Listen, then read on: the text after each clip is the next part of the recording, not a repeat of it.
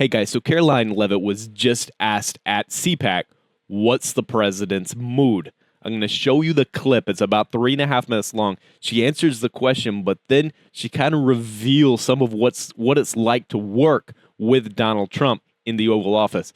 Really interesting clip, guys. I hope you enjoy. My younger sister's also blonde. But, I got to ask you, we're 31 days into this administration. Yes. This historic Trump administration.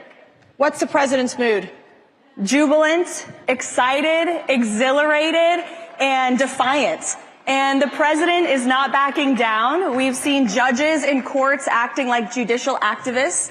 We have Democrats who are hooting and hollering outside of empty federal office buildings because we want to simply cut fraud, waste, and abuse from our federal government. And we are not going to be deterred. The president will not be deterred. He is going to continue moving forward, delivering on the promises he made. And look at 30 days, the golden age of America has begun, and we're just getting started. All right, give an insight into, when you walk into the Oval Office, President Trump is there. He presses his button to get his Diet Coke, which is one of the coolest things. And then he sometimes will ask you, do you want one too?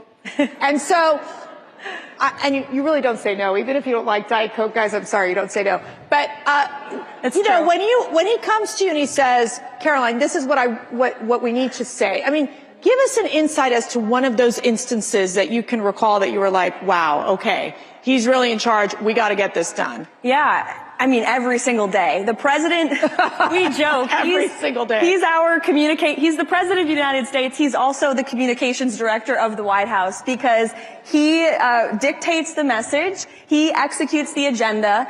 One of the things I love about President Trump, and I think what makes him such a great leader, is that he's so deeply involved in every decision that is made, every speech that is written, every executive order that is signed. Where most politicians, you just hand them the script and they read it. President Trump cares about every word he is saying and every action he is taking. He's our leader. To the point of putting the period or exclamation point, right? Or the capitalization of a random word, that too. Okay, that's a good one as well. But I got to ask you because, Mark Rubin, that guy, I don't know, he makes money or whatever. He said that he made that comment during the campaign about there's no strong or intelligent women around Donald Trump. Those strong and intelligent women, I think, are one of the most critical parts of the White House. Definitely. And how he listens to the women. Mm-hmm. Tell us about that. Absolutely. Look at the White House and look at the exceptional cabinet that President Trump has put together. Who loves the cabinet team that President Trump has put together? It's amazing. It's amazing. And while we don't care about identity politics, you brought it up, and it's true. The president has appointed Susie Wiles, who is our first female chief of staff in United States history.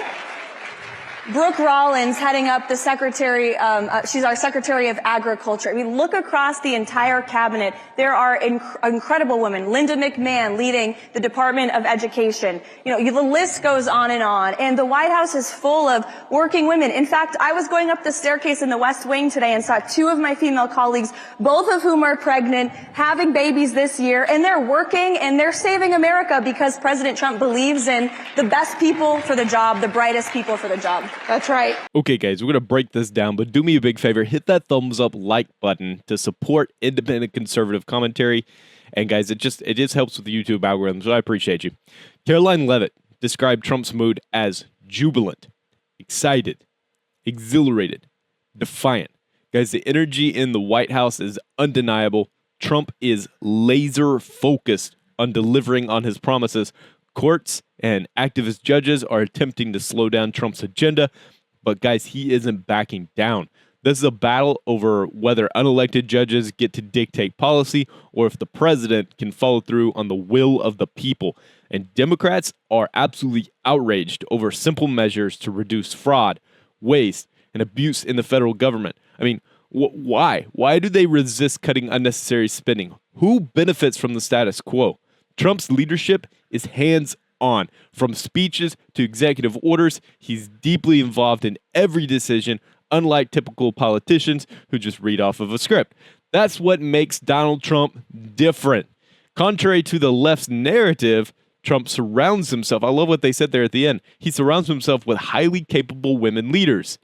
His administration boasts the first ever female chief of staff and numerous top advisors. And why does the media refuse to acknowledge this? And guys, I got to turn it back over to you. What do you think? Is Trump's strong involvement in decisions a sign of great leadership, or should he delegate more? How much do you, how do you feel? Just tell me how you feel about activist judges trying to block all his policies. Should courts have this much power over elected officials? And guys, do you think Trump's approach to government, just look at his approach to waste, okay? Do you think that his approach to waste is necessary, or you think he's too aggressive?